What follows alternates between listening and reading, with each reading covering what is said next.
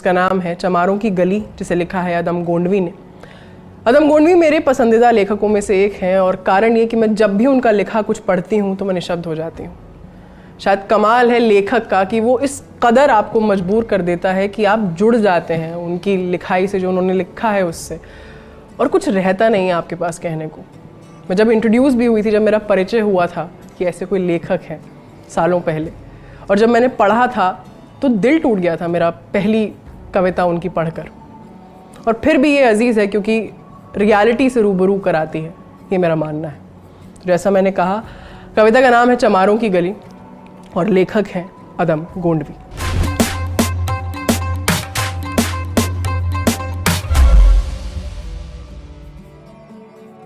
आइए महसूस करिए जिंदगी के ताप को, मैं चमारों की गली तक ले चलूंगा आपको, जिस गली में भुखमरी की यातना से ऊब कर मर गई फुलिया बेचारी कल कुएं में डूब कर। है धरी सिर पे बिनौले कंडियों की टोकरी, आ रही है सामने से हर खुआ की छोकरी, चल रही है छंद के आयाम को देती दिशा, मैं इसे कहता हूँ सरयू पार की मोनालिसा। कैसी ये भयभीत है हिरनी सी घबराई हुई, लग रही जैसे कली बेला की कुम्हलाई हुई। कल को ये वाचाल थी पर आज कैसी मौन है, जानते हो इसकी खामोशी का कारण कौन है। थे यही सावन के दिन हर खू गया था हाट को, सो रही बूढ़ी ओसारे में बिछाए खाट को। डूबते सूरज की किरणें खेलती थी रेत से, घास का गट्ठर लिए ये आ रही थी खेत से। आ रही थी वह चली खोई हुई जज्बात में, क्या पता उसको कि कोई भेड़िया है घात में। होनी से अनभिज्ञ कृष्णा बेखबर राहों में थी, मोड़ पर घूमी तो देखा अजनबी बाहों में थी। चीख निकली भी तो होठों में ही घुट कर रह गई, छटपटाई पहले फिर ढीली पड़ी फिर ढह गई। दिन तो सरयू के कछारों में था कब का ढल गया, वासना की आग में कौमार्य इसका जल गया। और उस दिन ये हवेली हंस रही थी मोद में, होश में आई तो कृष्णा थी पिता की गोद में। जुड़ गई थी भीड़ जिसमें जोश का सैलाब था, जो भी था अपनी सुनाने के लिए बेताब था। बढ़ के मंगल ने कहा, काका तू कैसे मौन है, पूछ तो बेटी से आखिर वो दरिंदा कौन है। हो कोई संघर्ष से हम पांव मोड़ेंगे नहीं, कच्चा खा जाएंगे जिंदा उसको छोड़ेंगे नहीं। कैसे हो सकता है होनी कह के हम टाला करें, और ये दुश्मन बहू बेटी से मुंह काला करें। बोला कृष्णा से, बहन सो जा मेरे अनुरोध से, बच नहीं सकता वो पापी मेरे प्रतिशोध से। पड़ गई इसकी भनक थी ठाकुरों के कान में, वे इकट्ठे हो गए सरपंच की दालान में। दृष्टि जिसकी है जमी भाले की लंबी नोक पर, देखिए सुखराज सिंह बोले हैं खैनी ठोंक कर। क्या कहें सरपंच भाई, क्या जमाना आ गया, कल तलक जो पांव के नीचे था रुतबा पा गया। कहती है सरकार आपस में मिलजुल कर रहो, सुअर के बच्चों को अब कोरी नहीं हरिजन कहो। देखिए ना ये जो कृष्णा है चमारों के यहाँ, पड़ गई है सीप की मोती गवारों के यहाँ। जैसे बल खाती नदी अल्हड़ नशे में चूर है, हाथ पुट्ठे पर न रखने देती है मगरूर है।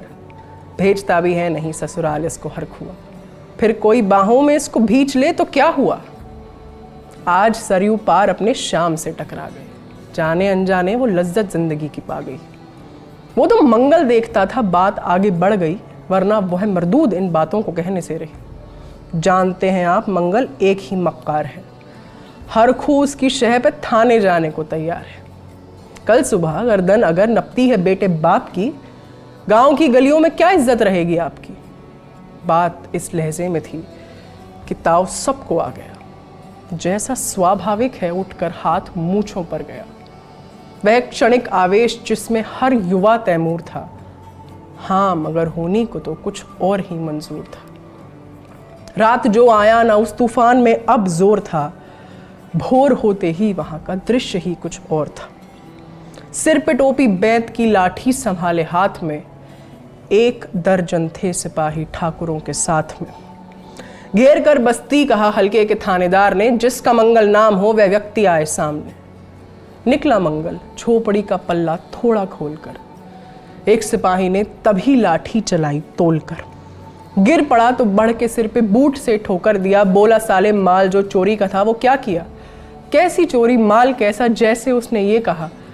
एक लाठी और पड़ी और होश भी जाता रहा। होश खोकर वह पड़ा था झोपड़ी के द्वार पर। ठाकुरों से फिर दरोगा ने कहा ललकार कर, मेरा मुंह क्या देखते हो, इसके मुंह पर थूक दो, आग लाओ और इसकी झोपड़ी को फूंक दो। और फिर प्रतिशोध की आंधी वहां चलने लगी, बेसहारा निर्बलों की झोपड़ी जलने लगी।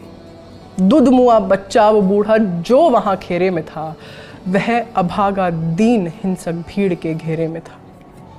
घर को जलता देख वे होश थे खोने लगे, कुछ तो चुप बैठे रहे, कुछ जोर से रोने लगे।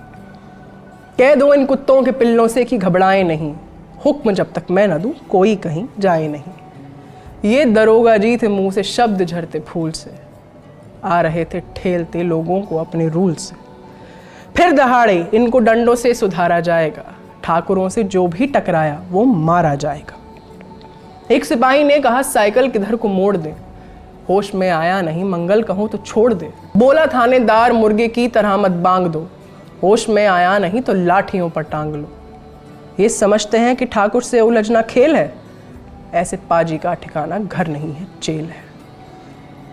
पूछते रहते हैं मुझसे लोग अक्सर ये सवाल, कैसा है कहिए ना सरयू पार की कृष्णा का हाल।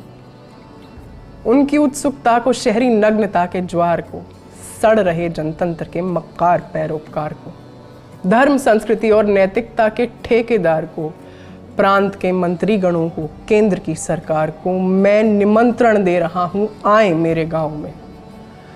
तट पे नदियों के घनी अमराइयों की छांव में, गांव जिसमें आज पांचाली उघारी जा रही, या अहिंसा की जहां पर नथ उतारी जा रही है। तरसते कितने ही मंगल लंगोटी के लिए, बेचती है जिस्म कृष्णा आज रोटी के लिए। मैंने कहा था मैं भावुक हो जाती हूँ और मैं हो गई, उसके लिए क्षमा चाहूँगी। तो ये किताब है मेरे पास, समय से मुठ पे